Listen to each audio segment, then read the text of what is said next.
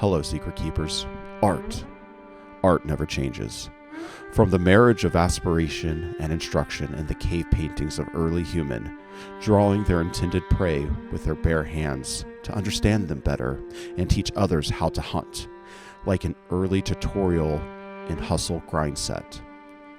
Or the poetically disgraceful graffiti littering the streets of Rome, liking today's comment section and rap beefs to rebellious youths 2 millennia ago.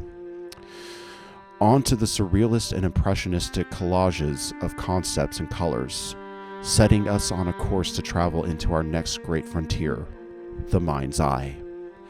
Enter today's guest, Andrea Brogunier, a young artist walking into a digital world of thinking machines and pixelated paint.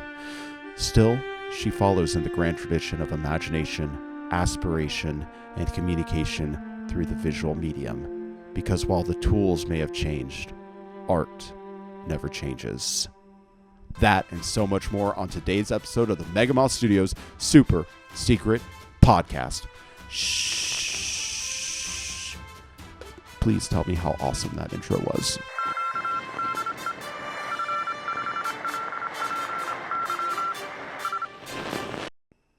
Welcome back to the show, Secret Keepers. I'm your host, waiting patiently for my turn on the pool table, Joel Watts, joined as always by my co-host, Danny, taking precautionary measures to ensure there are no pool tables at Moth headquarters.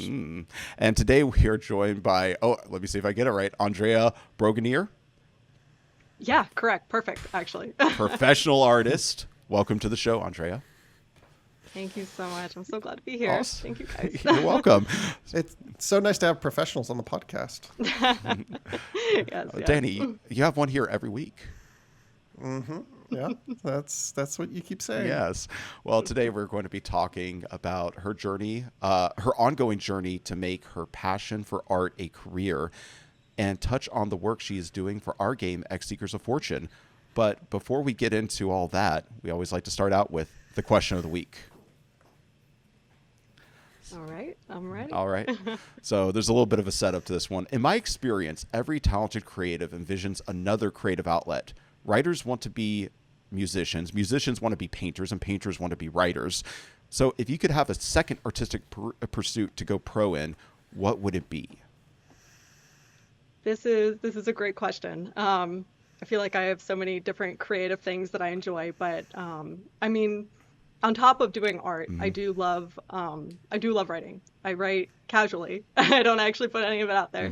But I love making my own stories. I love making characters, and I love writing scenes. Definitely that. But yeah, I think right. It's an easy one. Yeah, love it. Give me an easy question. Excellent. No, I mean that makes complete sense. I mean, like they kind of go hand in hand because especially the style of art that you do usually tells a story. So think of everything that happened before and everything that happens after that one moment. Exactly. Yeah. Yeah. Yes. Excellent. Danny, did you have an artistic, bug? Well, I'm not really sure what the first thing is that I'm being successful at. So. I guess we're saddled with game designers for now, and I think that is kind of an artistic in its own weird way. Yeah, I mean it's an art. Yeah, it's an art, but it also feels a lot like engineering in a weird way. So I don't really know what to call it, but yeah. I mean, I love visual mediums. I'd love to do some more visual storytelling. Eventually, make something either like a animated project or something on film one day, but. We'll see. What about you, Joel? What is your secondary outlet? I mean, obviously, we came up together in filmmaking, so that is a potential option. But I would say if I was going for like a pure expressionistic creativity like performance, I always go back to stand-up comedy. Would be so fun to do, at least in theory. But every time you hear stand-up comedians talk about the actual doing it, it basically scared me away from it, not the being on stage and making people laugh part, though that comes with its own horrors, but more of the lifestyle that the touring lifestyle, the toll it takes on you. So I kind of got a little shy about actually taking that seriously, because to take it seriously you have to get up to a point where you're touring, and if you're touring you're probably doing a lot of damage to yourself. in the long run. Well, as someone who's seen you do stand up, I think you're making the right decision. You saw like my fourth open mic. Well, that was such a mistake to invite anybody to see an open mic. You don't invite people until you're being paid, basically, is what I've learned. I made so many mistakes. Watching you do an impression of a hunchback in a pizza parlor was a really interesting life experience that, I'm not sure I want to repeat. So I'm sure my material would have evolved. That was at least like 10 years ago at this point, I want to say. Oh, easily. But I'm going to get a chance to do something like stand-up comedy soon, because the two of us are going to be at Comic Palooza performing live in front of a crowd, right, Danny? Yeah, but from what I understand, it won't be funny. So not if with that attitude, young man. I've got some ideas. Okay. I'm going for torturous. Okay. Well, slow and painful, Joel. Slow and painful. Well, fortunately, I can endure. So. Yeah, unfortunately. Okay. Well, audience at home, please don't keep your answers a secret. Let us know in the comments, what artistic career would you most want to have and why? And while you're at it, like and subscribe. Danny says for every subscriber we get, Joel will lure a different D-list celebrity into joining him for a very embarrassing scandal. Mm-hmm. Ooh. Yeah. I can't wait to see what you guys get up to. Yeah. Look out, John Stamos. Coming after you. Mm-hmm. Yeah. Well, I'm sure that'll be a full house.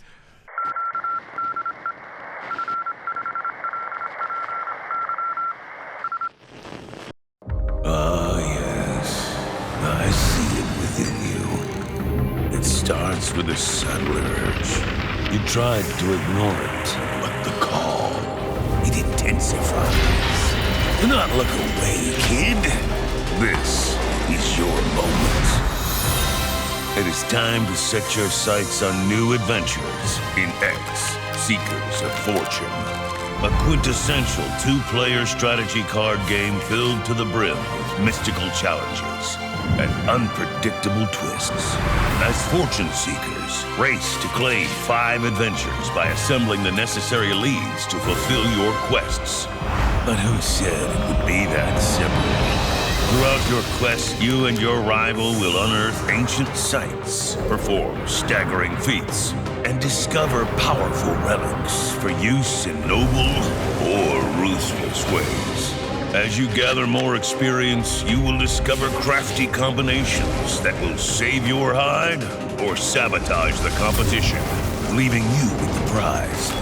Remember, the line between a legendary explorer and a mere footnote in history is drawn by knowing when to press forwards or when it is time for cunning manipulations. It is time to answer the call. X marks the spot. Set forth and seek your fortune.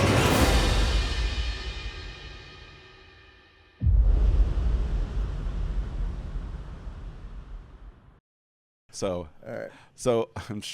as we said, to reset a little, on our guest today, Andrea, you are a professional artist, and you've worked with us with our game X Seekers of Fortune.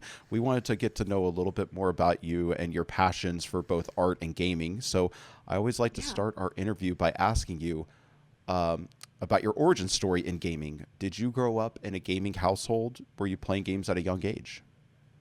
So, I mean, I played specifically video games like my whole life, as a kid all the way to an adult. So that's really where I'm most familiar and where my origins lie, and that's kind of like how I got started. I was always, an artist, and I can go in depth into that, but like actually choosing a career path, I was very passionate about games I was playing, and I would draw stuff and make my own stories based off of these games. And I was like a teenager, and then I realized I was like, wait, like I can do this for a living. And that really helped kind of spark the more creative side, storytelling side of being an illustrator versus just an artist in a general term. So for me, that's kind of where my heart lies. For tabletop gaming, it's like I'm more familiar with video games. I am new to the tabletop gaming world, although I've had my friend in college actually like introduce me to this world, and I found actually a really wonderful home here because I found everyone is like extremely supportive of artists. Everyone loves art. Most of my inspirations and these people work and are from tabletop gaming. So it's a world where I really have felt at home. So I love it. Awesome. Yeah. What kind of video games were you into growing up? So I was a Nintendo girl. I played every console, all the different Nintendo games. I love Mario. I'm a Zelda fan. I'm still a Zelda fan, which is, you could see all the stuff. That's really been a really big influence for me, I guess, like genre wise, and kind of medieval fantasy has become my thing, and so that's really that really helped introduce me into my niche. That's amazing. Did you play? Are you still playing video? Go ahead. Oh, I was just going to ask if you, a lot of people who are into medieval fantasy play like Skyrim. I was just curious if you're a fan of the Bethesda's Elder Scrolls series, or are you more into like the CRPGs of like Baldur's Gate 3? Yeah. I did enjoy Baldur's Gate 3. I've enjoyed. I especially like. I love any game where it has like an in-depth character creator. It seems like, as a creative person, and who likes creating characters, but it's also like takes a long time to draw characters. So that I did really appreciate that game, and I appreciated the creative aspect of it. Do you normally play humans, or do you play non-human characters? I play normally human characters. Yeah. I really, that, like I said, like the kind of more creative side of these things I really enjoy. I also, maybe like unexpectedly, I've been kind of getting back into it recently. I love The Sims, and I've been playing, I make characters. I also like build stuff on there like crazy. I'm building a palace right now. Oh, that's cool. Yeah, I've spent a lot of time on it. It's extremely elaborate, but it's a very a nice use of creative energy. So is it going to rival Versailles? Yeah. Oh, yeah. Good. Excellent. I mean, when you have the digital landscape to go, take that, Marie Antoinette. Yeah. I was going to ask, because you caught me with the whole like drawing characters from games you were playing when you were a child, and that being your artistic, like your foothold into art and illustration. I really resonated with that because I did that too. And I could go on about a Donkey Kong Country. I guess you would call it an atrium? I forget. Like, it was sort of like that thing. Diorama? Sort of like a diorama, like where I set up mini layers and cut out mini layers and put them onto into a 3D space that I think should have probably been an indicator that I was an artist when I was a kid. No, I don't think anybody wanted to see me that way. Anyways, but what characters were you drawing at that, as a child? Like, what games were you playing and drawing the characters of? Oh yeah. So I originally actually I feel like the first game where I actually drew like characters from it was Pokemon. And so I drew a lot of Pokemon as a kid, definitely. And then as I got older, I feel like obviously like Zelda fan, I love like recreating the characters, and so especially like Link and Zelda, like I make them into my own versions. It's very fun to take that and kind of make it into my own vision. But I feel like this is showing my age a little bit, and how maybe young I am. But when I was younger, I would play Minecraft and make like the characters like Minecraft skins and whatnot. Oh my god, that was actually like my gateway. Is like a little bit like showing my age, but yes. I definitely would have glued to it. Yeah. I'll show my age. If I were to tell you or mention the Mega Man 2 cover art, would you? Yes, I'm very. Does that ring a bell? I'm familiar with retro games, and especially like the artwork that goes to them. So yes. Yeah. That one. I mean, I'm just imagining when you say you're making your own. Oh, I have some. I hope that's not picking up. I have some emergency services coming by here, so might as well acknowledge them. While I'm acknowledging them, I'm going to open up on camera this soda water. Might as well just get it right there in there. But I was going to say when you said I made my own versions of Link and Zelda, the first thing I thought was like that Mega Man 2 style cover art, since it was so notorious for like being like, this is nothing like what the game is supposed to look like. So I would love to see some of your renditions of Link and Zelda. That would be so definitely. Cool. Yeah. So I have to ask, but I worded this in a very specific way, and I think you kind of touched on it, but just to get a little more specific, when did you identify yourself as like being artistically gifted? Specifically, when did your parents go from obliging you with refrigerator placement for your drawings to being actually, proud to prominently show off your drawings? Yeah. No, that's a good question. Because I feel like as an artist, I think most artists can agree with this. It's really like there is no start point. It's kind of an always existed kind of thing. But I do feel like I mean, I would always like all kids draw, but as a kid, I was very like the best way I could describe it is like extreme untreated ADHD. But the only way I could sit still was when I was drawing, and I could draw for hours and hours and hours on end. And I feel like that's like, as an adult, that's kind of like the same thing. Like my brain is like hardwired to only be able to focus on drawing, so it's kind of like very innate. But Are you drawing right now? no, I'm actually hyper focused on this, shockingly. But yes, Nice. like as a kid, my parents, they were always, I'm grateful that they were always very supportive of me drawing, and I would always, in class, like bring home art projects and whatnot. But I feel like, when did that change as to actually, I think I was probably 11 or 12 when I started to take it a little bit more seriously. At that point, I was doing more like studies. I was trying to actually draw better from life. And I feel like I didn't find my niche yet. I didn't have that like creative storytelling edge that I didn't find that love yet. But I think I would say like 11 or 12 is when I started to actually like, take classes like outside of school, obviously, and like actually put in more of an effort to get better at it. Yeah, that's such a jump to make, to draw from life. I mean, I took an illustration class in college that I finally broke through like all those things that you have to learn about shadowing, instead of just trying to do contour drawing the entire time. So I wish if I had taken, around that age, started like really perceiving and, trying to draw from life and getting the lighting down, that could have been a huge development.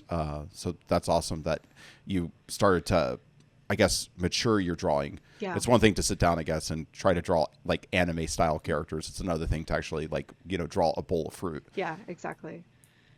Were you always like the best, artist in your friend group? Like, was everyone like, oh yeah, Andrea's the best? Like, I was always the artist. Yeah, I was always the artist girl. Okay. I in school, like I didn't really, I mean, like some of my friends were enjoyed drawing, but I was like the only serious artist, and I wasn't actually able to meet other like professional and serious artists until I went to college.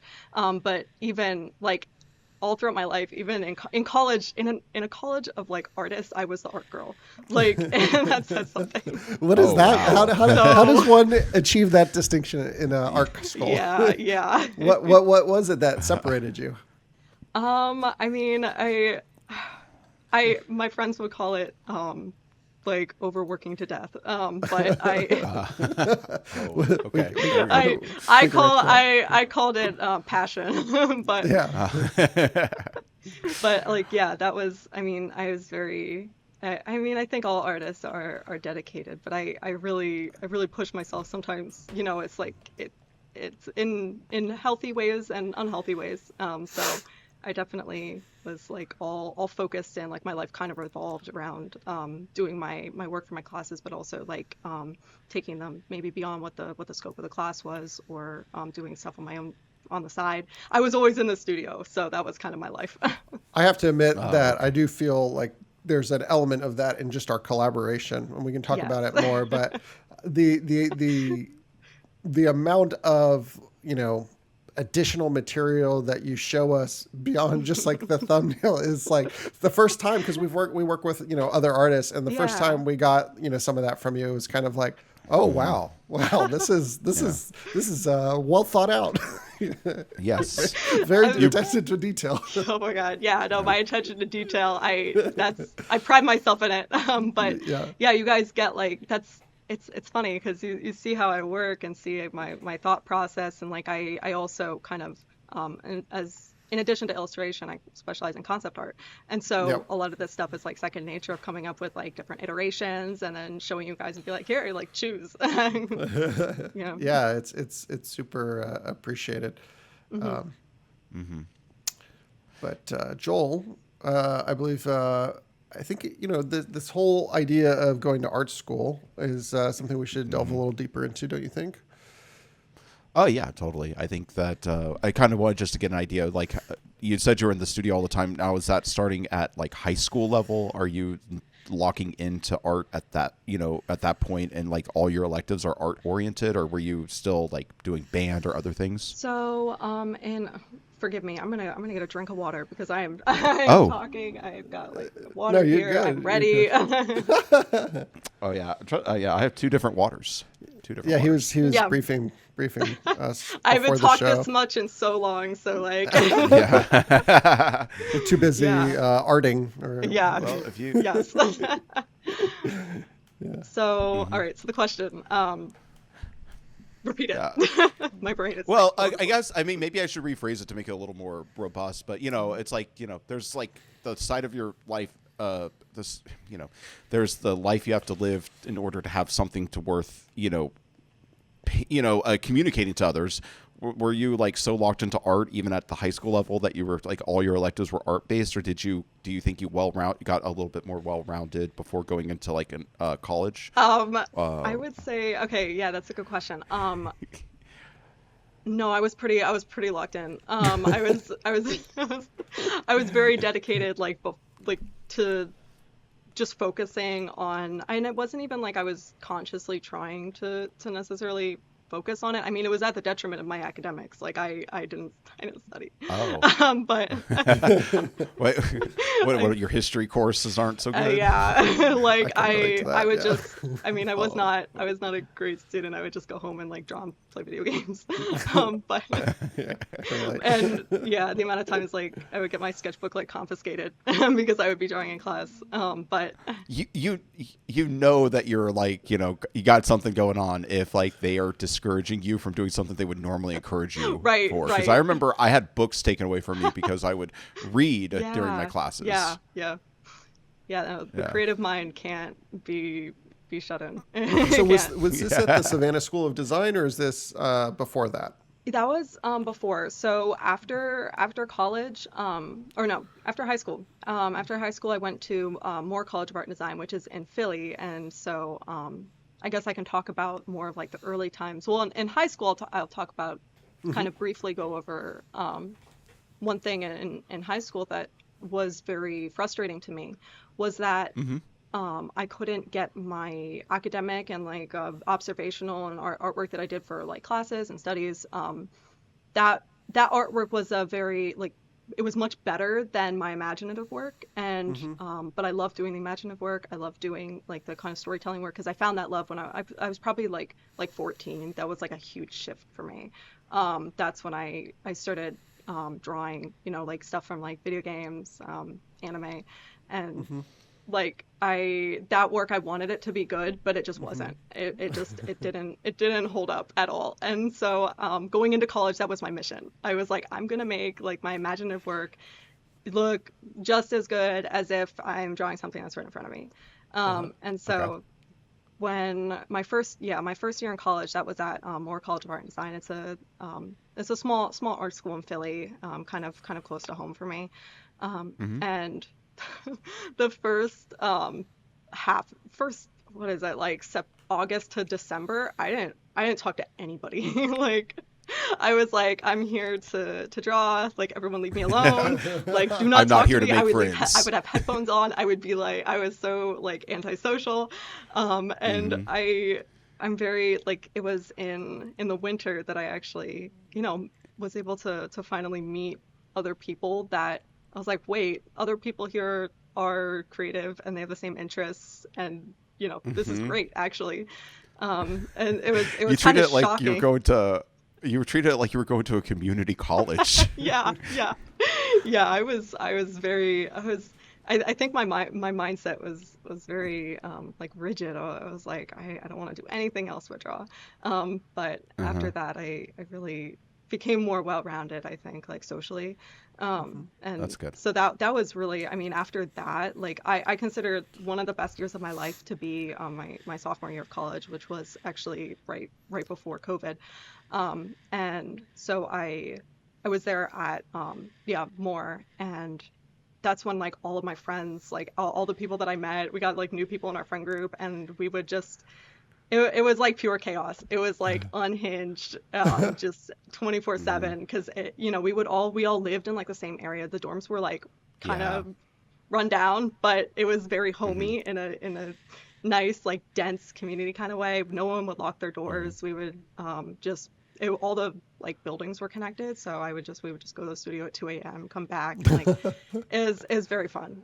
Sadly, COVID ended that, but yeah, Oh, the yeah. first There's a reason that's like the best time of people's lives, you Yeah. know, that college dormitory lifestyle. Yes. You were saying, Danny? No, so I'm curious. So you mentioned that, initially you were all about drawing and then you became more well-rounded socially.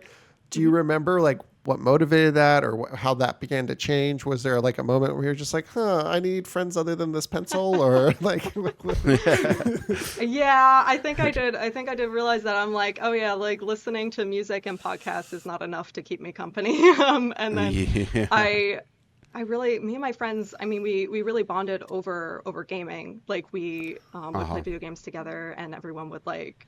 That was a very, especially Smash. We would play Smash all the time. Of course, the that was- great oh my unifier gosh. of people, It was- Super Smash Brothers. Yeah, it was so fun. 'Cause who did that's you when, play? like, Who's your Link, character? of course. Link. Of course, yeah. Oh. Yeah, and so that was like when Smash Ultimate came out. So like that was in like that December. So that was a huge. I actually think that was one of the first things we did, because I would bring my Switch with me like everywhere, and so I had it, and I was playing, and I remember like actually being in the studio and people who are now my friends like joining me, and we were working on finals actually, and that was the time, because that's what it was. Everyone was in the studio at once, and so it kind of forced me like out of my shell, and a lot of people were working together. And I think I had met like a girl who would become my roommate the next year. I had met her before at like a college sponsored like meet and greet thing, and then she introduced me to another girl who's now one of my best friends. And I mean, we were literally just talking today. And so Oh, nice. yeah, it was really great. That's really when things started. And then actually we bonded by talking about stories, about talking about things we were writing, because she's very, very passionate about her stories, and like so am I. So we really like hit it off just like that. That's amazing. Nice. I just want to say for the record, I'm a Chic main. Or Okay. at least that's one of my mains. So Yes. that's a nice little connection there. So you figured out that it couldn't just be you podcast and Photoshop, and you started to, socialize, which seems very important, because to get into the kind of art that you're going to be getting into, or that you are like trying to pursue professionally, it seems as though you're going to have to do a lot of networking. That's always what they say. It's like, Yes. it's like, it's half of it's talent, and the other half is networking, basically. 100%. Yeah. So I can imagine. I guess how is that going? Let's go there. What is it like to have to network as an artist to try to get gigs and to meet people who can like act as mentors or guides for you? Yeah. All right. Yeah. So I guess jumping forward, like I didn't really start doing any kind of like, I guess, hardcore networking until after I graduated.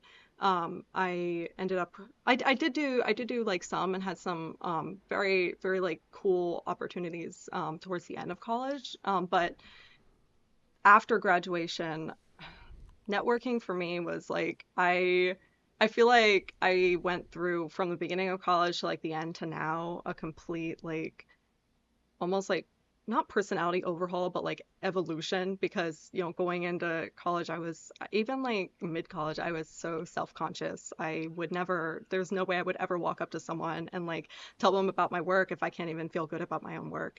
And so when I left college, I started going to conferences. I know we met at PAX Unplugged. Yep. And so that I started going. I'm trying to remember. Like it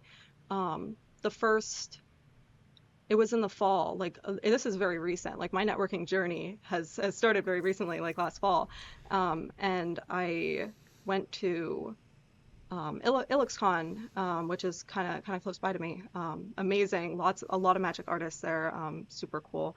And so that was more like artist networking, which felt Yeah. a little bit more comfortable to me because I would just walk up to their booth and be like, hey, like, can you look at my portfolio? Are you willing to offer some advice?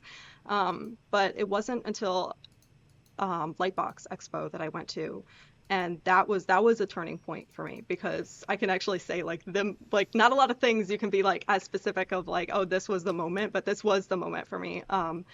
Where it was Friday and I was like, I didn't really know how exactly to network. I think I brought like 250 business cards or 500 maybe. No, it was more than that. But I had all these business cards and I didn't know how to get rid of them because I didn't know like exactly what to do in this, and I was like kind of discouraged on Friday, just sitting on the ground like resting, and this girl comes up to me and she's like, I'm really nervous, I'm really shy, and I want to give you my card because like even though I'm nervous, I have to do this for myself and for my business. So like please just take my card. And I was like, it was such an eye-opening thing of like, wow, like that is amazing that she is so nervous, but she's doing it anyway.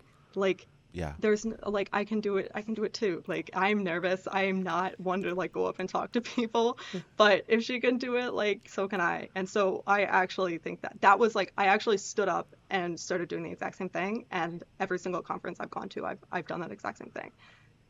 Oh, that's amazing. Have you run into her again? I have not. I wish I wish I have, and I've been looking for her business card and I can't. I have not been able to find it. But if she ever sees this, or that would be It's awesome. Like thank you. It's a very mystical moment. It was. In that case. It really was. Yeah, it's like she disappeared. So you mentioned that you went to a Magic the Gathering convention, or that had a convention that had a lot of Magic the Gathering artists. I should probably say. Yes. Now, well, I guess to take, sorry, I'm tripping over myself.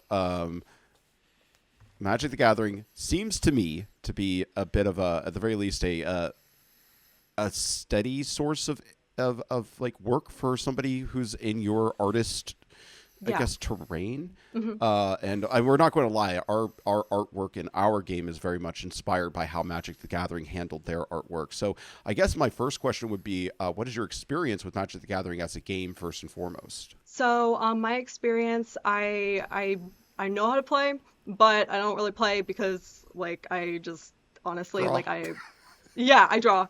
I'm like, I know how, I will if somebody wants to, but I'm like, I am very invested in the art community around it. And so because it's been like I said, like my main inspiration for so long.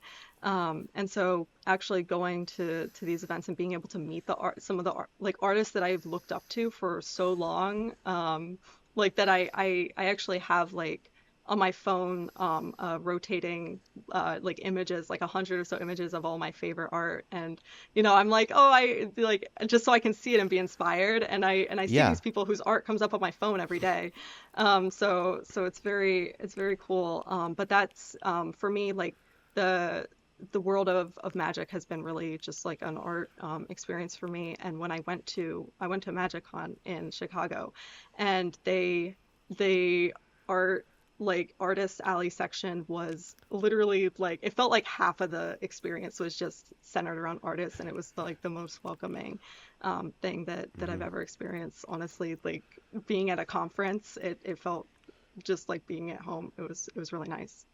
I love that. Cool. Yeah. I have to ask, you mentioned you have like a lot of favorite Magic artworks that you're constantly looking at. Do you have one that you can declare as like your favorite or most inspiring pieces of art for Magic? So I have artists that I save their work. I actually met one of my favorite artists, like Cynthia Shepherd. I met her at IllexCon. She was one of the first. I also met Zach Stella, and I met both of them there, and they're some of the like big inspirations, and obviously like work for Magic and whatever, but that like specifically Cynthia's artwork, I have quite a bit of her stuff saved.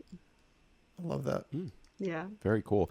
And what color of magic card do you think your artwork is most suited for, or like which color would you like to most do? Probably white. I just love, Yeah, yeah. Like, I had a I could see feeling that. you have a lot of yeah. angels. Yes, all the angels. Yeah, that's cool. White's my favorite color in Yeah. Magic as well. Yeah, Okay. I'm a blue mage, so. Actually, Yes. No, I mean, I think that's like really what Danny and I clued into, and I'm presuming you haven't gotten commissioned by Magic yet. Not yet. I I hope one day. That's, definitely like a goal of mine. And I've talked to a lot of the art directors there. They're all amazing, like so nice to me. I see them like at different conferences and I say hi, and so they they know me. But one day I know how this kind of networking works is, you kind of just come back and show updates and show that you're taking feedback and improving. And Uh-huh. like that's really a lot of the artists that I talked to were saying it's really about like perseverance.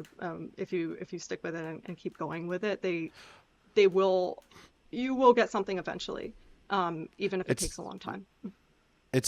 from my perspective, if I were to suggest, like it's definitely like it's a proven place for for artists to make money. So the Yes. artists that they get probably stick around as long as possible. Yeah, exactly. Yep. So it's not like there's a lot of slots opening up. I'm sure every now and then they want to shake things up and get new visuals and new voices in there, but it's like there's only so many cards that they can offer. I mean, it's still hundreds of cards, but a few times a year, but still it's like there's only so many slots. the Right, product release exactly. density, though, I think maybe means that there's more opportunities all the time. Yeah, there are opportunities. I feel like there's also a lot of artists who want to Yeah. do this kind of work. I mean, they get like crazy amounts of submissions, and they told me that the amount of submissions they get that they have to go through is insane. So I'll just wait till they see your X Seekers of Fortune cards. I yeah, have a feeling that they really like Fear that's Beyond.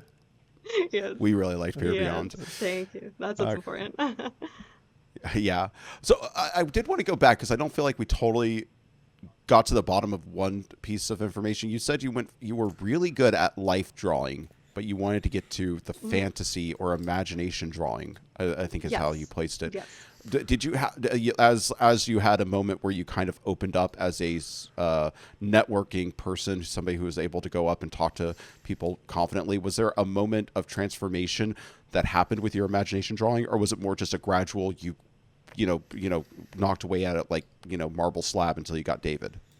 Definitely more like that. I'm trying to think if there was like a specific turning point. I mean, I went through a period where I really struggled to finish anything that was imaginative because like like my perfectionism was so like extreme that I wouldn't want to actually like, I guess, like I was afraid to fail and have it look bad. And so I would like put hours and hours. I think my record is like 300 hours in a piece I never finished. Wow. And yeah.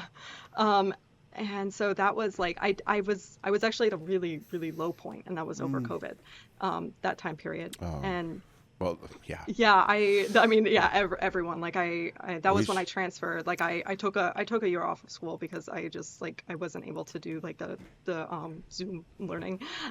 But I after that, after COVID, and then I spent that time still like practicing because my philosophy was like, oh, if I just like get better at observational drawing, like then I'll be able to draw from imagination like just as well. And it's, there is truth to that to an extent, like it just like repetition and like getting used to different like lighting schemes and patterns and being able to replicate them.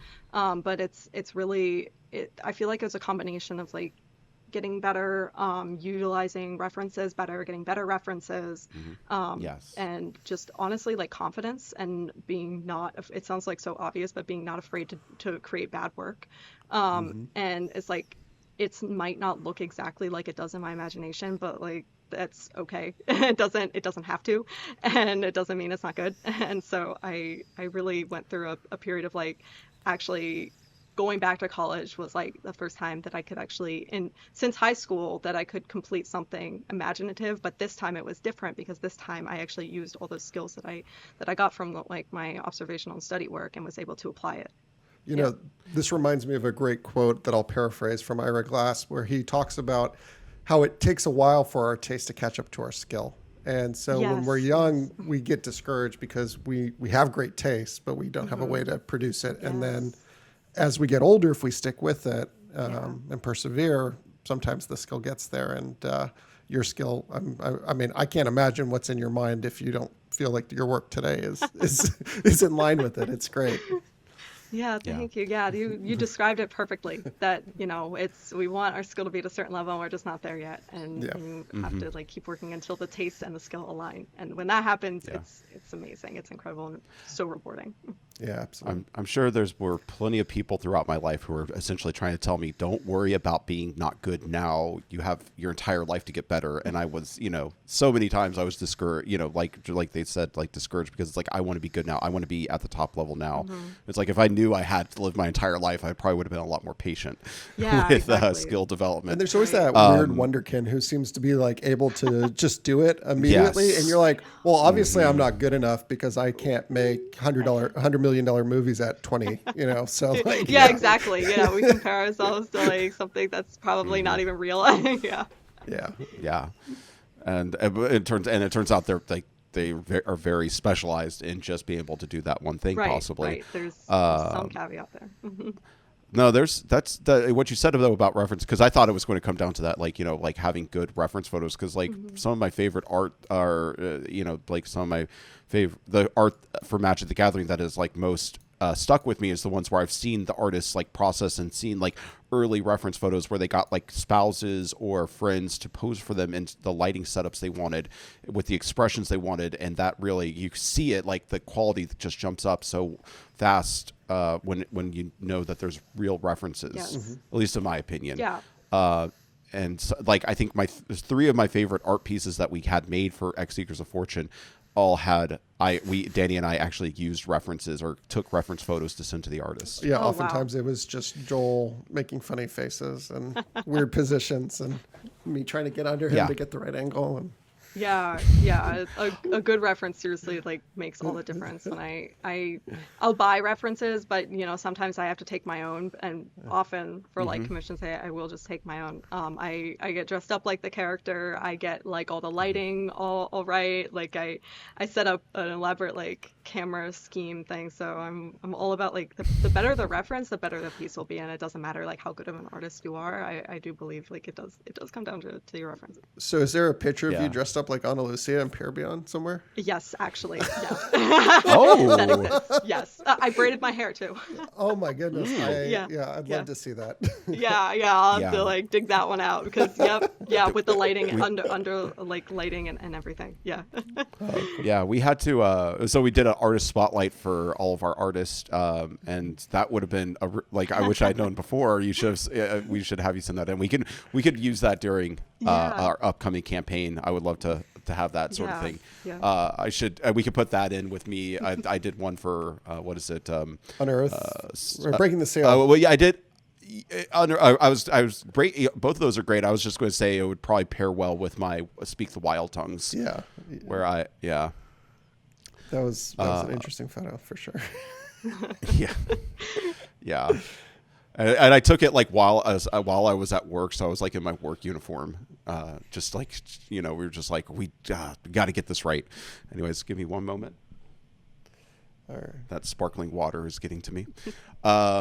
So that's all very fascinating.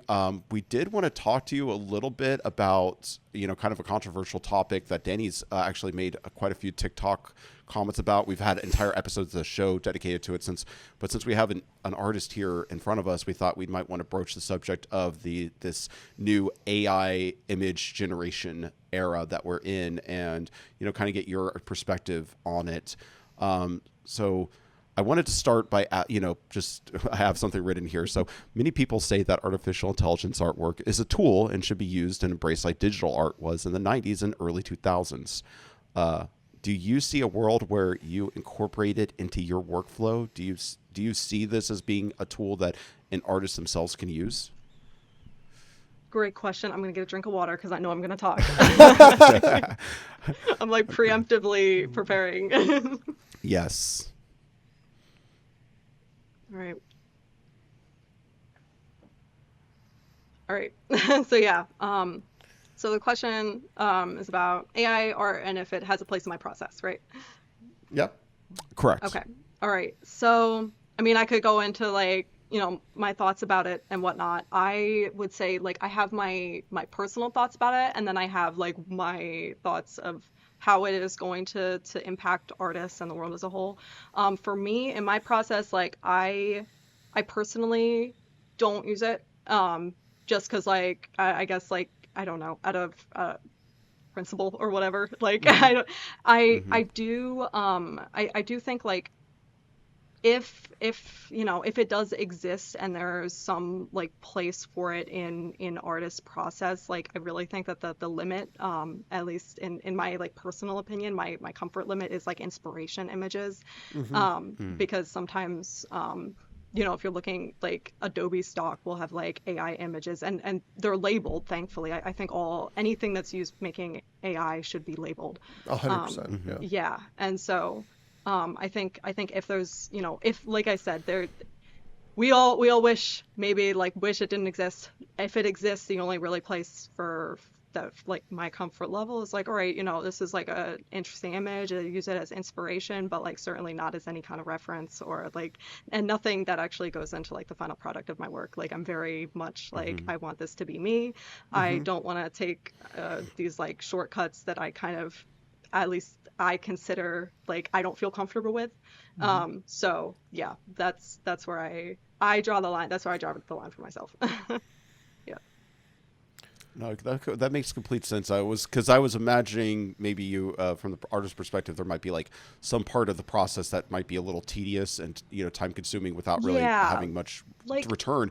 I was imagining like maybe I don't know, like laying out the base layer of like colors or something. But yeah, I could totally like I mean like uses that I could think of. I uh-huh. think interesting getting some like interesting textures from it for like overlays or whatnot. I've seen it being Mm-hmm. used like that. I used as like concepts. I've seen it used as like the like preliminary concept work for final illustration. So I think that there are like I feel like even though it's like something that I don't use it for. I'm sure like there are artists. I mean, there's plenty of artists who do integrate it into their process, and the argument can be made. Like I'm all for taking like seeing the nuance in it. I'm not going to be like like this is I'm not going to pretend it doesn't exist. But I also am going to like obviously as an Mm-hmm. artist, I want to put human artists first. And so it's like, yeah, it exists, but we can still make an intentional effort to put, human made art before this like AI, I call it image generation. Oh yeah, I think Yeah, that. Yeah. I try to avoid using the term AI art, and Yeah, yeah. because I do think it's like, yeah, if you call it, if it's not, to me, it's not art, but it is images that were generated. Yeah. Yeah. Exactly. Yeah. So one question I have for you, just as the part of the human experience, because I mean this is really what the core of this discussion about is being human and doing human things. How do you feel as someone who's obviously put so much time and energy developing these skills, knowing that there is this new competitor in the marketplace that may potentially be trying to get some of the same gigs that you are as an aspiring artist? How does that feel? As someone who's put so Yeah. much time and energy developing these skills. Yeah. For me, it's definitely, there is that level of like concern where we see, AI art being used and we think that, okay, well, they could have hired an artist for this and, the whole worry that it's going to take all of our jobs.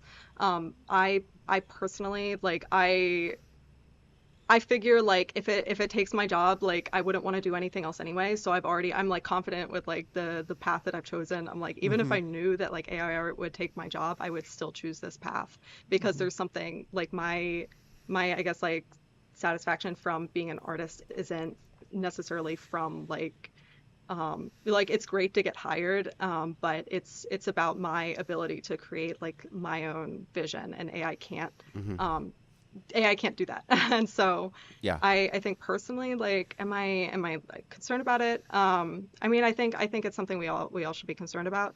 But I'm not.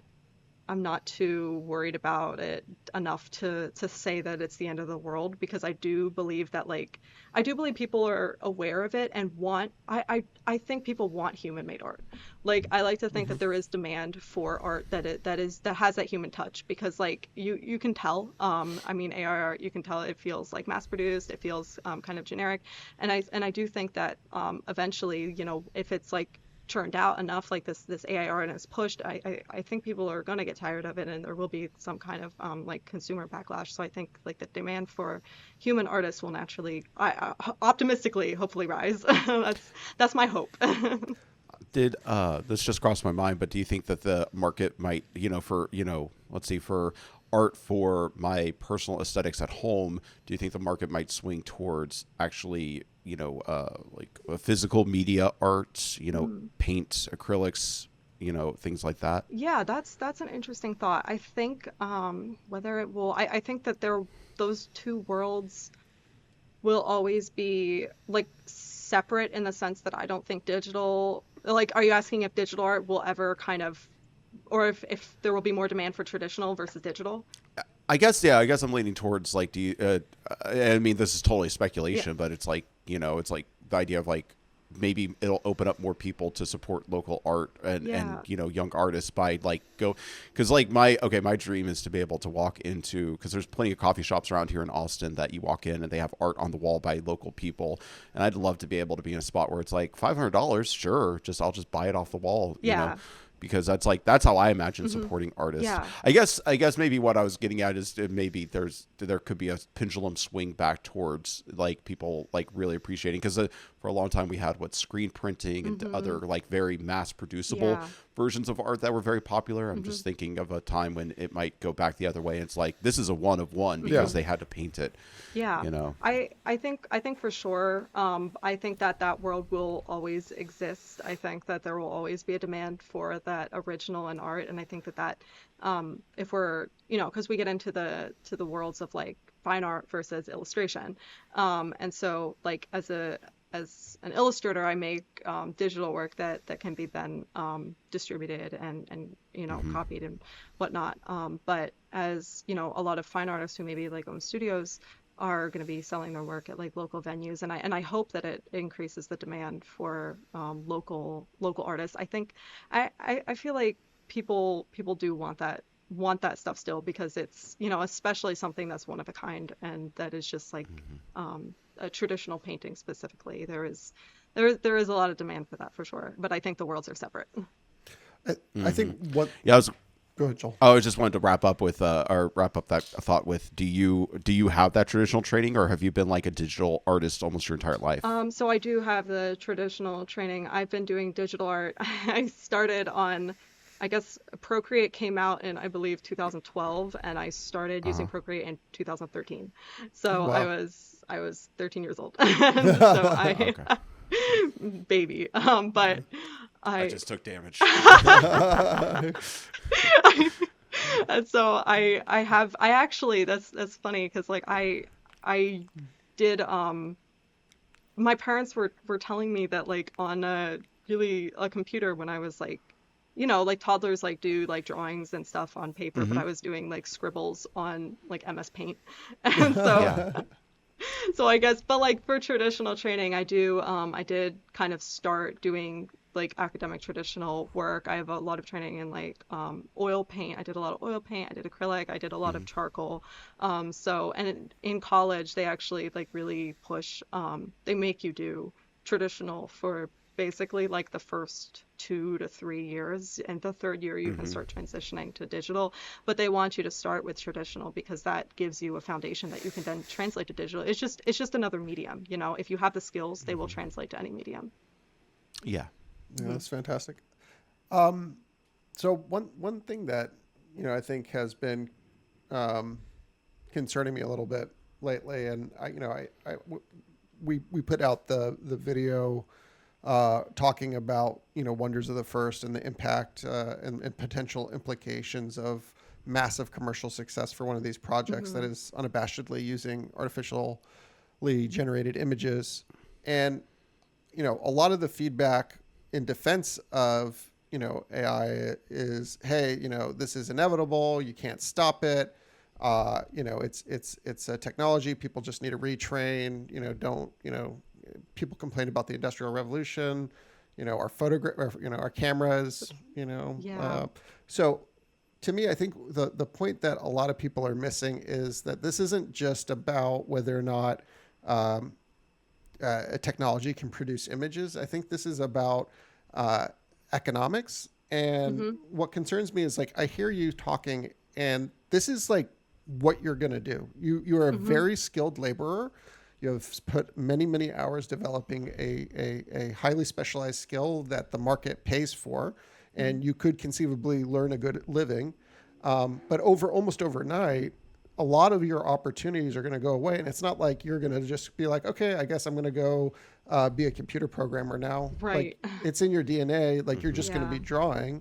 And I think people really miss the point that, I don't think that it's inherently bad for there to be a technology that can generate images that our society uses, even in commercial applications, so long as those who currently are providing the art to our society are compensated such that they can continue producing art and not worry about economics. Yeah.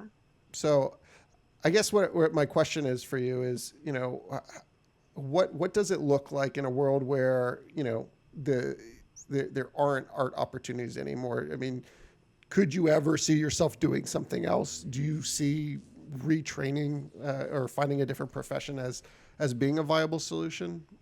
It's something. Did you want to say something?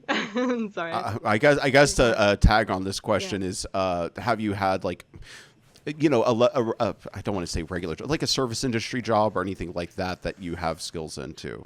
Yeah, my other, job was not in the art field or any kind of like skill that I was interested in. But I have kind of, it's something that like I feel like every artist, because it's a difficult field to go into, has put thought into. I feel like if I was to do anything else, everyone keeps people keep telling me like, oh, you'd be such a good veterinarian, because I took very close care of my cat, especially while she was sick, and I feel like that experience was very like changed me a lot. Not changed, but like I was kind of like, oh, this is something like I have the ability to do. I can like advocate for my cat. I can really like go one-to-one with a vet and kind of go behind the scenes, talk to them. Like I was calling them every day. I was basically like an at-home vet doing like injections, like fluids, and it felt like, obviously, this is like low, not like super complex stuff, but it was something where I felt like I was very passionate about this, about like helping animals. And so I've always been an animal lover, a cat lover. So I think that if there was something else like that I was passionate about, that like my soul is drawn towards, probably like veterinary medicine. But I told people like after everyone's like, oh, you should like be a vet. I'm like, I respectfully explained, I was like, no, I've chosen my career path. But I think like, yeah, with AI art, in terms of like, yeah, I think if it gets that far to where it like people say it'll always exist, and I do agree that it will always exist, and I think artists have to adapt to it, certainly, just like artists adapted to photography. And I think that there will always be a role for the artist, but like worst case scenario, like I love animals, so that's my like long-winded answer to the question. Yeah. Wait, so did you work in a veterinarian clinic? I'm sorry, I might have missed. Oh, no, I like, didn't. before your cat. No, that, Oh. yeah, I worked at a like chiropractor, actually. Okay, yeah.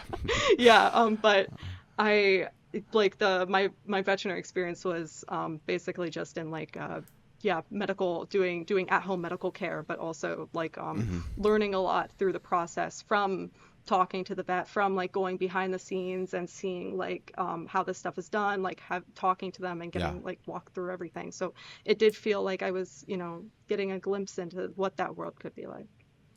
Okay. Well, if my little guy Winston's ever looking gloom, I'll make sure to talk to you first and see Yes. if you get your educated guess. Yes.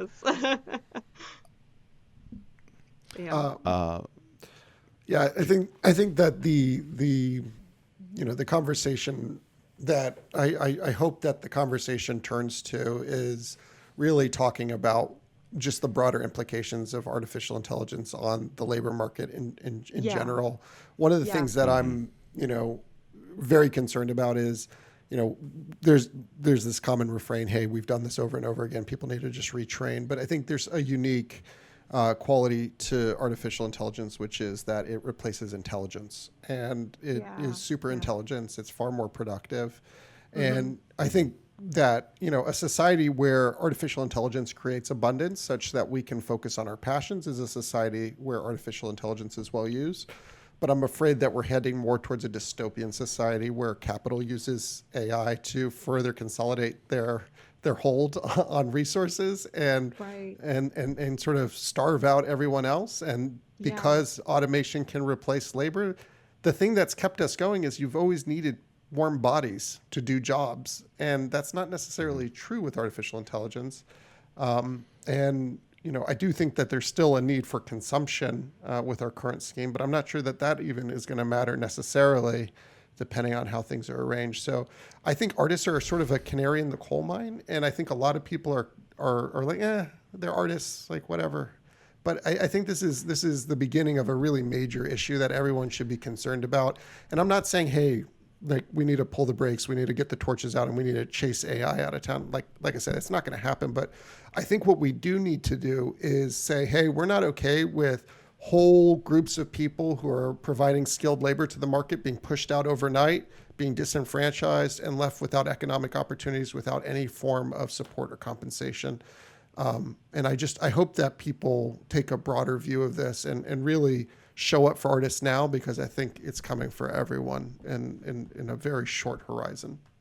That's a really good point, Danny. And they do say that it's a curse to live in interesting times, and I think we are living in very interesting times right now. And you are correct. The artist and other industries that are being impacted by artificial intelligence will be a canary in the coal mine for how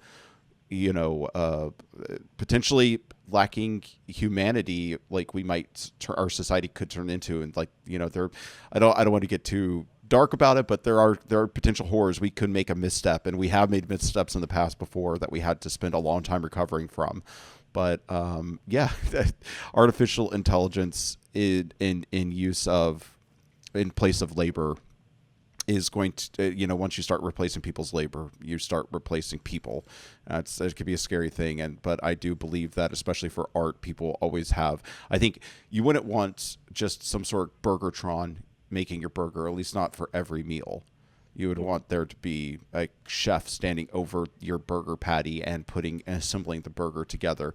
And maybe that's not what McDonald's wants for your burger, but you're always going to have a local chain, or not a local chain, but a local restaurant where somebody is, a human is responsible for your food. A human is responsible for the design and the aesthetics around you. And I think that we're humans, we communicate, and we have a unique thing where we look upon things and we can tell that human labor went into it, human work, human love. So speaking of human work, you've done some human work for our game, X Seekers of Fortune. Yes, I have. So, I mean, you kind of touched on a few things. We met at PAX Unplugged, which is something I wanted to, was going to say, how did we meet? But I mean, if I remember correctly, our friend Ben, you were walking past, and I think he was just like, "Oh, she's an artist you should talk to." Yeah. Is that how you remember it? Yeah, I remember it. Like I had actually, it's so funny. Like I got there, I'd taken the train in, and I literally was there late. I had just gotten there when I met you guys. You guys were one of the first people that I talked to, actually. And I was like going, because like the main hall was closed, and so I was like going through the seating area where I was like, all right, whatever, I'll still show up, I'll still talk to people, maybe, you never know. And so Yeah. I just remember seeing you guys sitting at that table area, and I came up. I was like, "Hey, I'm an artist. Would you want my business card?" And then you were like, "Oh, you're an artist." Like, and then I think I showed you my portfolio that I had, like the physical portfolio. Hmm. And it went from there. But it was a really, really like cool moment, because I mean, you never know like who you're gonna meet or what's gonna happen. And I've had people ask me like, where do you find clients? I'm like, I find them at conferences, like in person. Like making an Hmm. in-person connection with someone is absolutely irreplaceable. And 100%. that's really how you do it. At least for me, I found a lot of success just talking to people, and that's hard for me. But I found myself enjoying it shockingly. I'm like, oh wow, this is actually really nice. I'm making so many connections, and now I have like a really really great support system of fellow professionals and artists and creatives. It's been wonderful. Yeah, no, that's I would highly recommend go out and meet people directly. If you're watching the show as a game designer, I'll tell you right now, the biggest fans that we've made of X Seekers of Fortune are the people we've taught face to face. It's not, we've had some luck with internet advertising bringing people in, but for the most part, our core fan base are people we personally taught the game to, and that's probably going to be, true that the people they teach the game to are going to be the biggest fans, and same for your, going up and meeting people, because you never know. Like I think Danny and I were probably had a conversation earlier that day about how we needed to speed up the art if we were going to get done, and we needed like one more artist, and you popped out, and Yeah. popped up and popped out to us. Yeah. So I mean, not not to pat ourselves on the back or toot our own horn, but I figure, for other artists out there, it might be valuable for you to recount the experience of going from meeting us to turning in a final piece of artwork, as you remember it, so they can understand the processes that go along Yeah. with being onboarded onto like an independent game like ours. Yeah, absolutely. Yeah, I can go into, my experience in the process. So I mean the first like important thing is the follow-up after. Like you want to make sure, I say this to every artist and like early professional out there, like make sure that whoever you talk to, if it's like a strong lead, have their email specifically, like email, and Hmm. make sure to follow up afterwards. Send emails to like everyone that you meet that is a strong lead, and say like, hey, it was great meeting you. Like I say that just as general advice, because that is really how you kind of create that contact afterwards. And so I guess for you guys, I remember it was a little bit after I was I'd gotten sick right after the conference, and Many such cases. yeah, and so it wasn't until like the end of December that we actually like got everything worked out. And some people will have a contract, like I have a contract, but you guys like had a contract, and so your contract worked just fine. And like I say like to other artists, like at least kind of know what it says, ask questions. I mean, you guys were extremely responsive in your answers to my like extreme amount of questions. And so Hmm. I after that, at least for me, I like to start off with just doing like thumbnails and whatnot, sketches. I think I provided like, was You it definitely had 15, more 12? than anyone. It was around 12. I think want it to was say at 12. least Yeah, 12. I think it was 12. And so I provided you guys with like 12 just like rough sketches that I did. Hmm. I tried to make all of them all different. And then when you choose one, then I kind of narrow that down and fix that. And once you chose, I remember when you chose a thumbnail composition, that's when I would take reference photos, because all right, I know what pose I'm doing. I know exactly, like, before I go on in the Ah, process. It's after. I don't take references before the thumbnail stage. It's good after idea. the thumbnail stage. And so Hmm. that's when I set up all the lighting. I got like all dressed up. I got all of my like any props that I needed. And for that one, I started with just like doing like the visions I did later. And so Hmm. those were like those were afterwards. And I did pose for some of those. And then after that, I believe, like, at least from what I do, I send over like just color comps and value comps just to get an idea. Although I feel like, I don't know, at least for me, like once I get to that stage, like, if the client has like described what they want, I kind of already have an idea of like what the colors are going to look like. But I like to send over options just in case. And then I what I do is the like tight, I call it like a refined sketch. And so I like to send that over because that's kind of like a lot. So I know some artists just go straight into the painting, but I like to have a tight sketch to kind of, it just personally like helps me with the process because I like to have everything figured out and then get that cleared with the client to make sure, all right, we're on the same page, like this is good to go.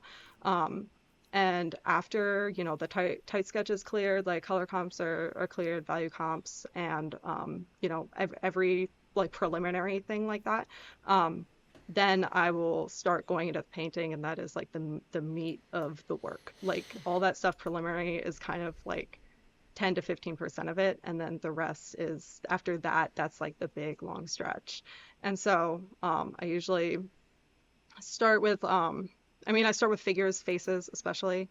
And I guess I'm going into my process, but working with you guys, like we were emailing back and forth, like each time I would have like an update, I would send different options to you guys, especially with like, I remember the vision poses, like I had different poses for like the altar and all the characters, and making like allowing you guys to choose which one you liked and then showing you what it looked like within the main composition. So it's really about like they always say like communication and back and forth, and like don't be afraid to like send too many updates and too many like emails.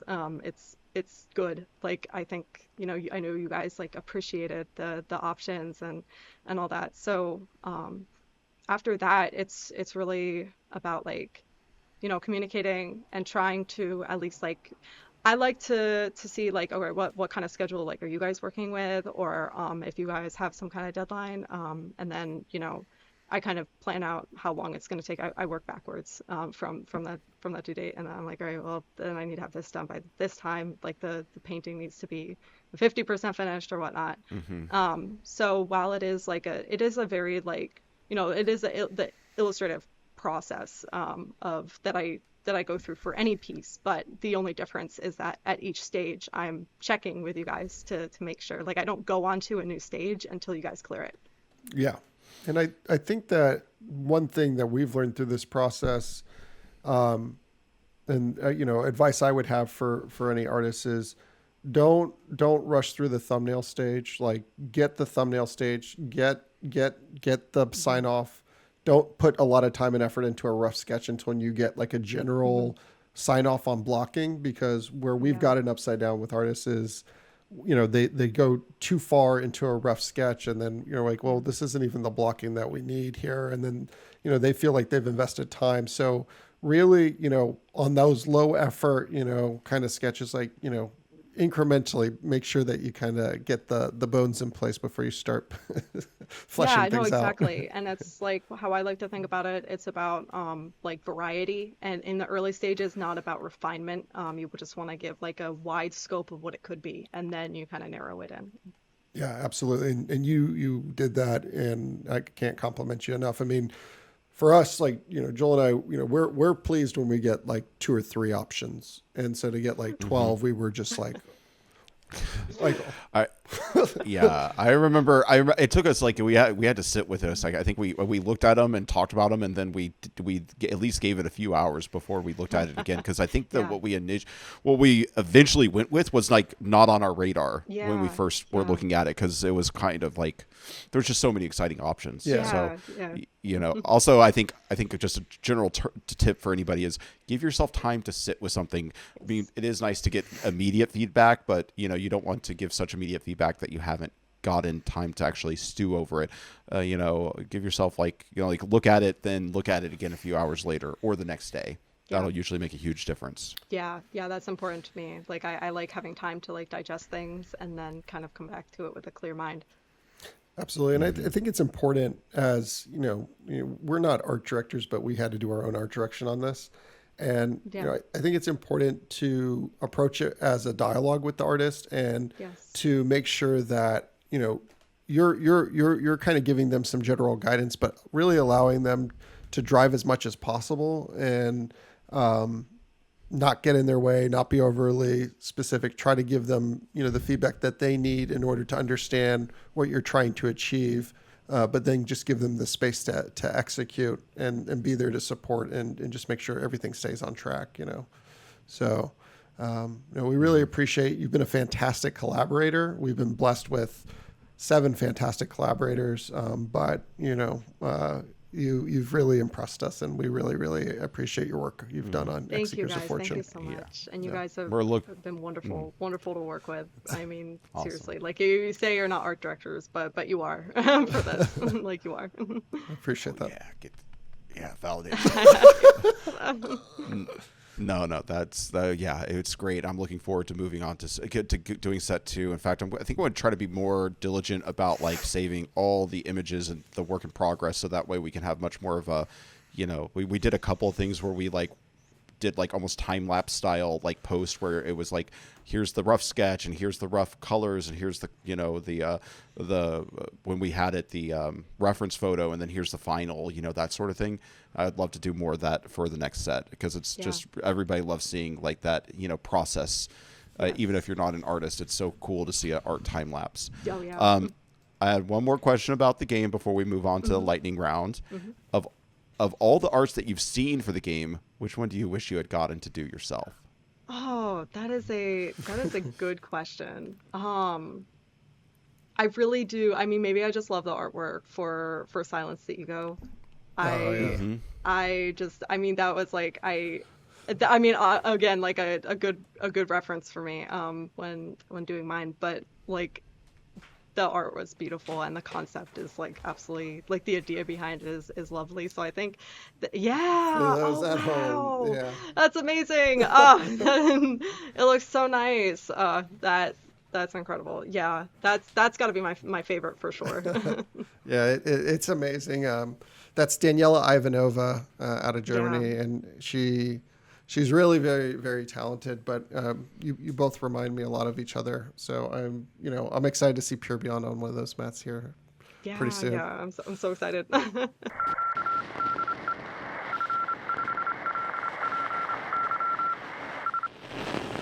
Hey, Joel. Hey, Danny, what's going on? Have you heard about that new game called La Fleur?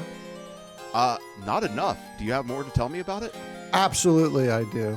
First of all, it is a game about Rococo French garden enthusiasts. And if you don't know what Rococo is, it's like late Baroque, so we're talking about cool stuff.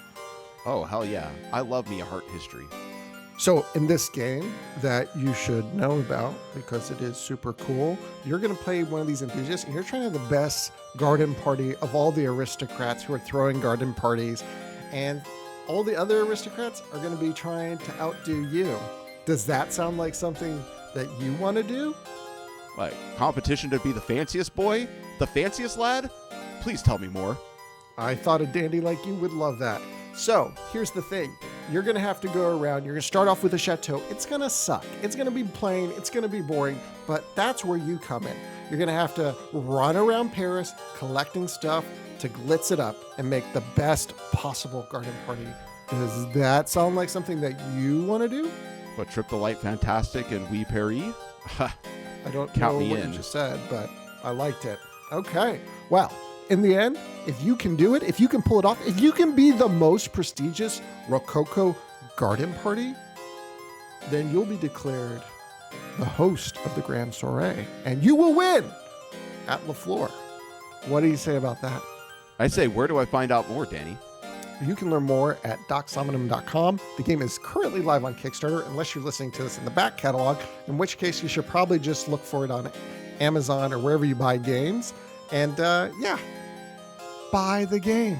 Buy La Fleur. Yeah. Be the fanciest and the Frenchest. I challenge everybody at home to try to be fancier and Frencher than me. Good luck. Yeah, good luck. You're going to need it.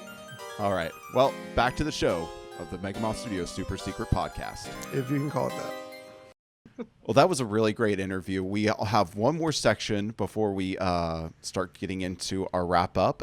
Danny, do you want to explain Sure. the next part? I'd love to. I mean, I think that's one of the things I do every week. So I will die on that sword. We are about to play a lightning round called 8 to Rate, underrated or overrated. And in this game, your job is going to be to tell us of these 8 things whether or not they are underrated or overrated, and briefly why. Are you ready? All right, I'm ready. All right. Number 1, Picasso. Picasso. I'm gonna say, I mean, come on, he's overrated. And why? Why is Picasso overrated? I mean, okay, actually, no, I'm gonna say one thing. Picasso's work as like when he was like 15, that's underrated. If you've never seen it, look it up. Okay. As someone who's like a fan of like, painting in that style, I'm like, oh, wow. And I could go on, but his older work is underrated because it's not as well known.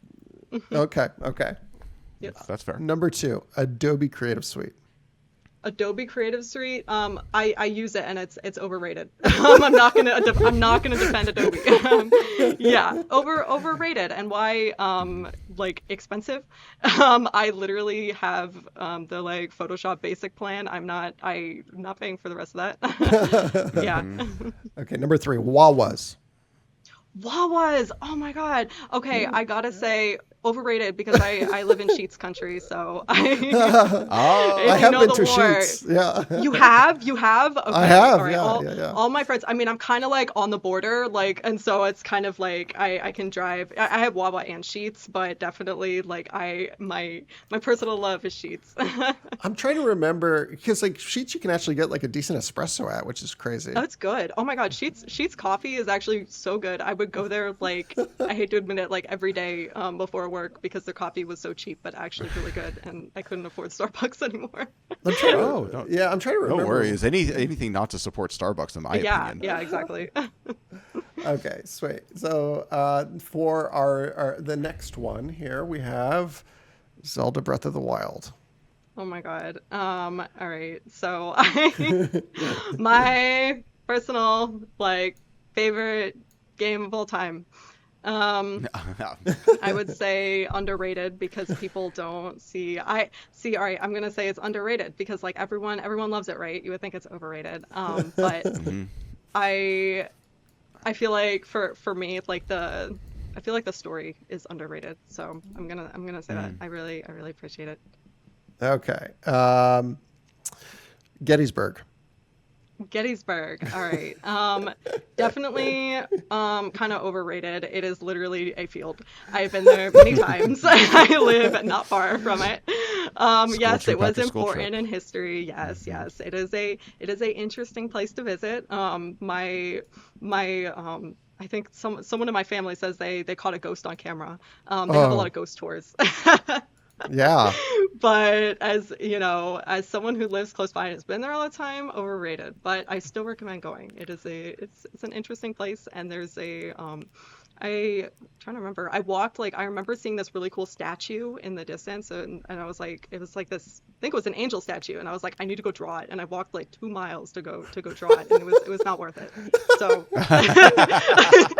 It was all worth it. Rarely walking because 2 like miles you is couldn't worth see it. Like anything I was like except looking for- up, yeah. and the angle was like terrible. So I was like, all right, this is a waste. The first trip to Gettysburg, I think, is okay, but yeah, it is a very large field and just a lot of stories of people dying in it. So Exactly. Yeah.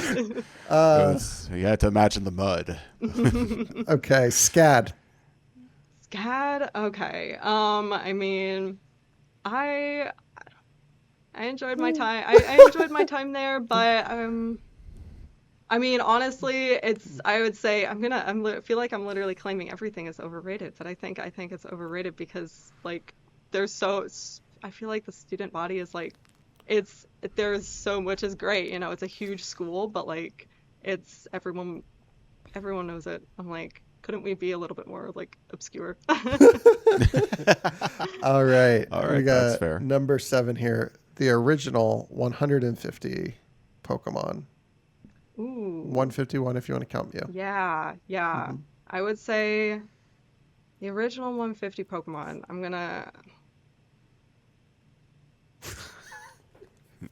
I'm like, I mean, About to that's break. where that was my that's my era. Like, Oh, okay. yeah. I was thinking you were about to break our millennial hearts No, here. no, no. I was like into the early stuff. I'd say underrated. I think all the newer ones. I mean, the newer ones are very cute. I do enjoy I enjoy the newer designs, but I don't know. You can't beat the classics. Okay. They took up a lot of design space. They took some of the best animals and Pokemonified them in that first Yeah. 150. You know what? I do feel like as they move on, they're kind of like they've done a lot. Are they running out of ideas? Maybe they have to get more creative, you know, in the newer ones. But like the older ones, they kind of got their best ideas out, I feel. Quick bonus question before we get to the last underrated, overrated. What is your favorite Pokemon of all time? Oh, Meowth. Yeah. Yeah, 100%. And Meowth is such a like spot in my heart because I used to love the anime as a kid, and I don't know why. I mean, cats obviously, but also just like as like the character, amazing. And yeah, Meowth. So much more accessible than Persian. Oh, for sure. Yeah. Just so wait, one last sidetrack from that because you mentioned the anime. Recently, I saw on Reddit that Team Rocket, every time that they posed at the end, were actually making an R in their pose, and it was like one of those like, how did I never see that before? So I just wanted to throw that out there for anybody who might have missed that. After I need to see. I cannot believe I'm like my child Exactly. did not pick up on that. Yeah, exactly. All right, the last one. I don't know if you're going to have an opinion about this one. I'm really hoping so. We'll see if this one's a complete miss. Cream chip beef. Cream chip beef? Yeah. What is this? I have no idea what that is. No comment. Is this a Philadelphia thing? It's a Lancaster County thing. Lancaster, really? Pennsylvania thing. Yeah. Yeah? It's probably like an Amish thing. I don't know. I was going to ask if this is an Amish thing. What about Wait. Scrapple? Do you have a Scrapple opinion? No, I've literally, I live here and I'm like, I've heard of Scrapple. I've heard of it. What about whatever soft the pretzels? Can we go soft yeah. pretzels? Okay. Oh there yeah, we go. soft pretzels. Yeah, but Underrated, I gotta right? look up what that. Oh, absolutely underrated. Yeah, 100%. I gotta look up whatever that other thing is and like go find some Amish restaurant that serves it. Like drive like 10 minutes down to the Amish area. Soft pretzels are going to be underrated until they replace literally all other bread. That's my hot take there. All right, that's it. You did it. That is our underrated, overrated lightning round. 8 to rates. Oh Okay. So Amazing. now I will turn it over to Joel for something painful. Okay, well, I was just going to say that I'm a little bit too yee and haw to understand cream chipped beef or any of the other things you mentioned until you got to soft I don't pretzels. even understand it. Yeah. We're gonna. so Hey, Will, Danny, I always like just put up a picture of cream chip beef for the people at home who want to be horrified. Ooh. Oh my gosh. Oh, okay. I'm looking at pictures now, and it's not great. It's like if you took biscuits and it's like biscuit. It looks like biscuits and gravy without biscuits. It just looks like pastrami in drowning in gravy. That's all right. It was the beta. And then, with the, we out here in the South, we, developed it into the final form, the biscuits and gravy. Oh my God, I'm looking at it. It's so depressing. And it was the cornerstone of the many people's diets. That was like their Friday night meal. Like the missus is going to be putting on that. Wait, cream chipped beef for me. Can't wait to get home to that. Oh yeah. All right, Danny. Ship me a little beef. So off I'll the always old beef block. No one has ever said that. America shawarma is what I'm hearing. Our brand new sentence. Yeah. Yeah. All right, Danny. I always like to ask before we move into the final section, what was your key takeaway from what we learned today? Yeah, I think it's a real true story about persistence and having an idea of what you want to do with your life. And recognizing that it takes time to develop the skills to kind of be who you want to be in life. I think so often young people get discouraged because, again, like we said earlier in the show, they see something out there that they want to produce in the world and they just don't have the skills yet. And they think just because they don't have the skills, they'll never have the skills. But it's the people who stick with it, the people who practice, the people who persevere, who eventually find themselves 10 years down the road at the top of a field, and everyone's looking at them and thinking that they're just naturally talented, and no one sees it sounds cliche at this point, right? But people don't see all the practice. They just see the result and assume that's who you are, that's who you've always been, and they're not capable of being it. Otherwise they would already be where you are. And so Andrea, you are a perfect example of this. I don't even think you realize how good you are, and you're at the very beginning of your career. You are going to be a legend. Thank you. Thank you. That means so much. Yeah. This is going to be an episode that I imagine will be viewed for years to come. We're going to keep seeing those view counts go up. Some of our episodes, they kind of live in the moment, but this episode, I have a feeling people are going to be like looking you up and finding you. And when they do, they need to develop some skills of their own. You got that, folks here at home? That's right. You need to develop the skill of liking our videos. So why don't you go ahead and open up your browser or open up your phone and hit that like button. Just like it shoots off confetti. Isn't that so artistically beautiful? But it's not just about developing skills. It's also about follow through. And you need to follow through your way to the subscribe button. So that way you can be that way the Megamoth Studios Super Secret Podcast is in your feed. New episodes are posted to your feed. You'll be able to see it. You'll know when we're going live, having something coming out right then and there.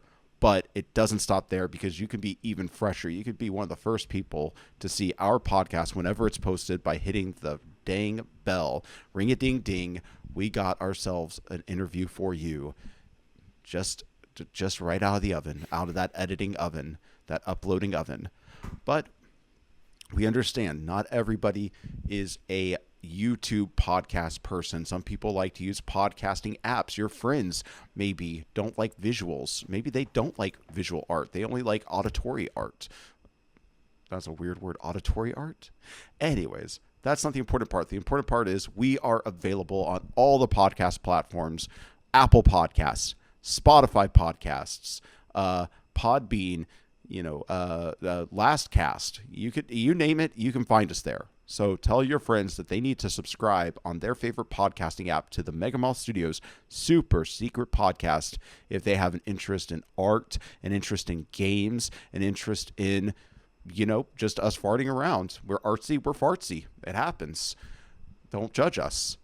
Anyways, if you've done all that stuff for us, then the last thing you could do, we're not asking for any money at this point, but if you wanted to follow us on Patreon, we would love to get an idea of, who is out there and how, and what our audience looks like. And following us on Patreon will give us a much more direct link between ourselves and you, the audience. So thank you very much for that. And I'm going to hand it back to Danny for something random. Thank you, Joel, for assaulting us with that reminder of all of our call to actions. That was, more painful than it normally is. But we're on to something random from something painful, so that's great. Today I thought we could just do something a little bit classic. We're talking about art of different kinds, and I want to talk a little bit about the art of survival. So today we're going to do a draft. And it's going to be a stranded on a desert island draft. 5 things you want. They have to fit in a backpack. And that is the name of the game. So the way this is going to work is we're going to take turns. We're going to go around. You can only say a thing once. Have you ever seen these, Andrea? You know how these work? Yeah. Okay. So Andrea gets the first pick as the guest. Joel gets the second pick as I guess the host, and then I'll take the third pick as a conscientious adult. So the rules again, it has to be something that can fit in your backpack. What is the very first thing you're going to take with you to a desert island scenario? I'm going first. You're going first.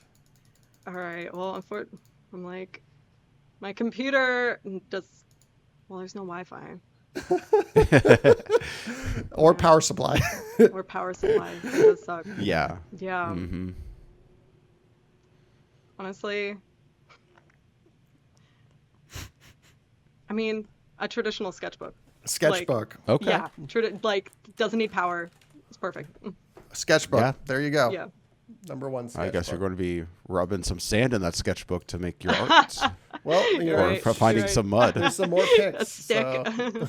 Yeah, there are more picks. That's true. I think okay. So You can I make get to go charcoal second. with like burning a stick. Ah, there you go. That's smart. Yep. All right, Joel, Yeah. you get number 2. What are you going to choose? So that's. I'm just going to say that's where art school gets you is the knowledge that you can create charcoal anywhere and everywhere you can find wood. So I am going to probably be the boring one and just go straight utility. So I'm going to first and foremost get a wide brim hat. Oh, okay, a wide brim hat for Joel. That is surprising, but acceptable, I suppose. Okay, I don't know why that does not like. I guess sun hat to be specific. The idea to keep myself in the shade. I am going to go with just one of those easy fire starters. I don't really want to mess around with, those little metal. What are they called? Do you know what I'm talking about? It's like, Flint. yeah, I don't think that's exactly what it is, but I don't actually know what it's called because I'm not really trained to survive. I don't think I'd last long, so that's why I got to get the fire starter. Like I've always said, No. My first move in a post-apocalyptic scenario is just find a bunch of pills and just say, you guys deal with this. I'm out. I'm out. Just check out. Bye bye. All right. Yeah, I think it would be my time to thrive. But that does remind me, if you want to see a really wild movie, The Search for Fire. If you haven't heard of it, it's a movie that's about cavemen looking for fire after theirs goes out, and it has a scene where they finally receive the fire, and it's like almost treated like some sort of like magical ritual. It's beautiful. I feel like I've seen that movie, but I can't remember. Okay, so it's snaking back around. So I do get second pick here first. I am going to go with one of those like life straws. Those things that like you could just. You literally took my idea. I was about to say that. Yeah. All right, Joel. Here you go. What do you got? I feel like there's utility here that I don't even fully understand, but there's a lot of things that you can make on the island, but I have a feeling that a plastic tarp is not one of those things. I feel like it would have many uses. So I'm going to say a large plastic tarp. That is legitimate unless you're using it to make your own clothing, but I guess that's still also potentially legitimate. But I kind of like the idea of you. Daddy, aside from the hat, the clothing's gone. I'm on a deserted island. I guess I should have seen that coming. All right. Andrea, number 2. What do you got? Sorry for Alright, sniping your so life straw. I know. I was literally going to be like, what are those called? The water purifier? Do those even work? But I think a book on survival. Ooh, okay. There you go. Survival book. Okay. Yeah. I feel like all of our picks together, we would be a great survival team. That's where I'm getting at. This is- So. And it is a snake draft, so you get to go twice. Yeah. So now you get Oh. your number 3 pick. Mm-hmm. Oh my god. I mean, I already have. I'm already set. So it's just gravy now. Yeah, Or should I exactly. say corn, was it cream chipped beef? It's Yeah. just cream chipped beef now. Yeah. A knife. A knife. For Okay. hunting. There and you go. Everything else. Joel? I didn't think this far ahead, and you both have taken like a lot of great options. I'm trying to imagine what instrument would most, survive out there. Because it's like if you have a ukulele or a guitar, it just takes one string busting for it to kind of be ruined. I'm trying to think of the most whole instrument. I fear that it's a harmonica, which is not a great instrument. Can't be any woodwinds because of the reeds. I feel like any kind You know of what? brass instrument. Like Maybe a tuba. maraca. A maraca seems Oh, yeah. durable.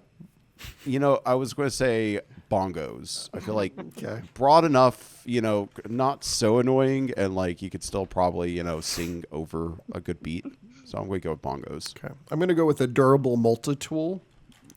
I think a multi-tool would be useful. And for my 4th pick, this is interesting. I should have thought about this a little bit more beforehand. I guess a bundle of some of that really high, strong, high tensile. I don't know what the right words are. Rope, or cord. Yeah, a bunch Like of bungee cord? Well, it's like just strong cord that's really hard to break. So I'm just gonna say like a spool of strong, or I don't know, is it a bundle? A bundle of strong cord. Okay, that's my fourth. A bundle of strong cord. Interesting. Yeah, Joel. Wait, Joel. how many more do I get? You're gonna have two more, but you know I'm not optimistic about your chances of survival since you prioritize hat and drums over anything that will help you, you know, drink clean water or cook food. So That's a good point. Maybe I should be thinking about food cooking. Well, I guess some sort of fire maker might be in order. well, I have a fire starter, so you're gonna have to come up with something very specific that's not a fire starter. Well, you specifically said you didn't want the flint and like knife combo that causes. So you want sparks, some right? flint? Yeah, I'll take flint. Okay. All right, Jay, you've got your number 4 and your number 5 pick back to back here to round us out. Oh my god. All right. My last picks. You know what? I was thinking about I'm not gonna do it. I was thinking about a tent, but I want to change it. I'm gonna bring an axe so I can chop down trees and make a house. Oh, Minecraft kid over style. here. There you Yeah. go. There you go. So we're talking an axe for the trees, not a pickaxe for the rocks, right? Yeah. No, the pickaxe is possibly next. Did you know? Did you know? I don't know if you've noticed the art for Excavator's pick, but on the top of the handle, there's 4 runes, and that's supposed to be a reference to Fortune 4 enchantment on a Minecraft pickaxe. Really? Oh, Yeah, that's so there's so a cool. A pickaxe little reference reference. in Oh my Execution, god. yeah. I'll have to take a look, closer look at that. Oh my god. Flip by me. That's Yeah. awesome. All right, number 5. What do you got here? Your last thing you're gonna get to take. Yeah. Last one.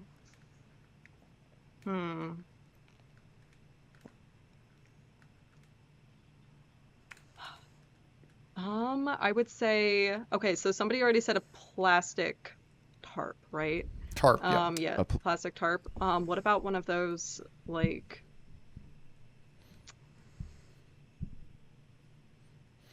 give me a minute. You're good. Aren't there like those almost like reflective tarps that Like that a space will, blanket? like, yeah, that like like it, you know, reflects the sunlight to, you know, keep Okay. an area. Well, does that work? Would that work? I don't know, but is it a space blanket? One of those like Let me look it up. I was like trying to think. I'm like thinking about what you put in your car. yeah, they're like emergency rescue. Yeah. Yeah, I think that's a thing. Oh. Yeah, heat reflective. Yeah.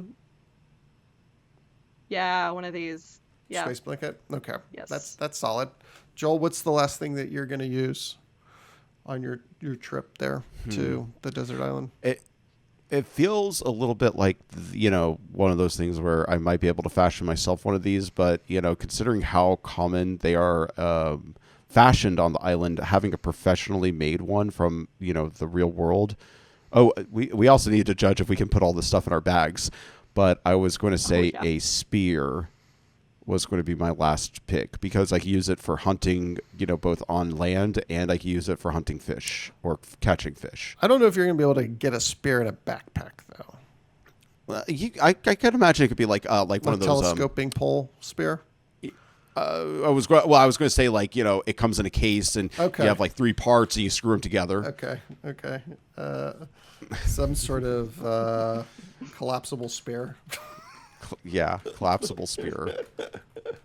Okay, and then with my last pick, I'm gonna take. Oh, I feel like I had this already figured out. I guess I want. Yeah, like maybe like some sort of like metal pot to like cook with. So I'm just gonna go with like a metal pot because I want to make some sort of weird island stew, and I don't feel like I can do that if I don't have a good vessel, and I'm not sure I'm Gotta going to eat find fancy. Yeah, exactly. Anyway, that's it. That was something random this week. We did a nice draft one. Nothing too unhinged this week. We will be back to our regular unhinged programming. Before we go, or before we move on, let's just all state like our drafts in order, Yeah. starting with Andrea. Okay. All right. Do you remember what you had? Yes. I had a sketchbook, a survival book, a knife, an axe, and a space blanket. Okay. I had a wide brim, like a sun hat, a plastic tarp, bongos, like a flint to make fire, and a spear. Yeah, collapsible spear. I Collapsible. had the fire starter, the life straw, the durable multi-tool, and the bundle of strong cord, as well as the metal pot. Okay. Like I said, I think we would make a great team if all three of us were out there. For sure. I don't know. Like, I think Danny's is the most well-rounded if he was by himself. Yeah, I mean, For sure. The life straw. Yeah, the live straw that does kind of it. seals the deal, Yeah. doesn't it? Yeah. the situation Alrighty, is I well- just don't have like really good shelter, so I'm probably going to die of exposure, like pretty fast. Yeah. I was thinking. I've always heard shelter is actually the most important one to get, even more so than water. Yeah. My play is like I'm hoping that like I get some palm leaves, some of that strong cord, and like make something thatched, and hope not to be killed by one of those giant coconut tree crabs. Have you seen those? Ground crabs. No. Oh wow. Sounds Okay. terrifying. Oh, they are. They are. Are they one of those crabs that'll like tear off its own arm? I don't know. I don't I don't know that much about them, but maybe. I've seen some videos of like a crab just like grabbing its own Wow. arm and tearing it off as though it's like it was an inconvenience to it. Yeah. I'm Seems like, really- dang, I can't. crabs are really I cool. can't go toe to toe with that thing. Yeah. No.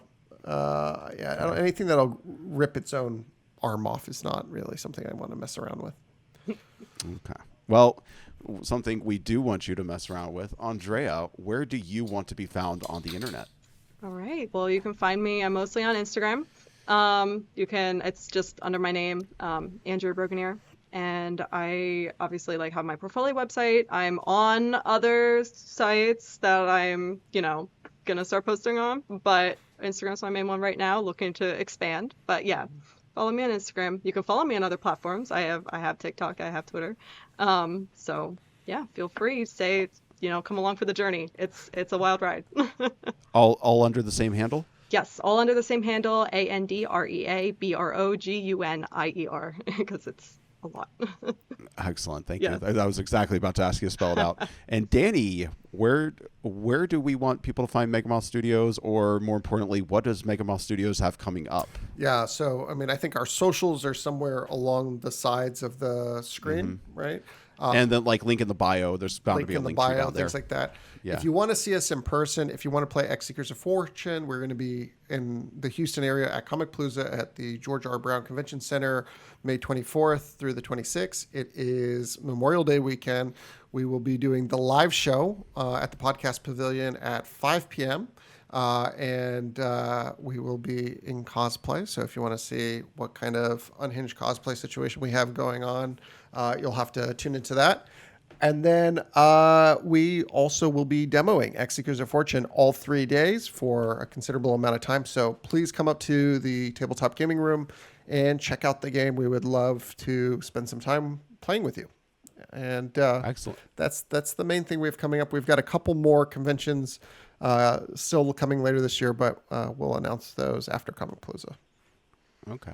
The only other thing I would add on to that is June 4th. That is going to be the kickoff to X Seekers of Fortune's Kickstarter campaign. So if you want to be there day one, please go to xseekersoffortune.com and sign up for our VIP registration. When you do that, you're going to be receiving an extra card with your set. It's going to be a one-time first edition print run of Ancestral Dreams.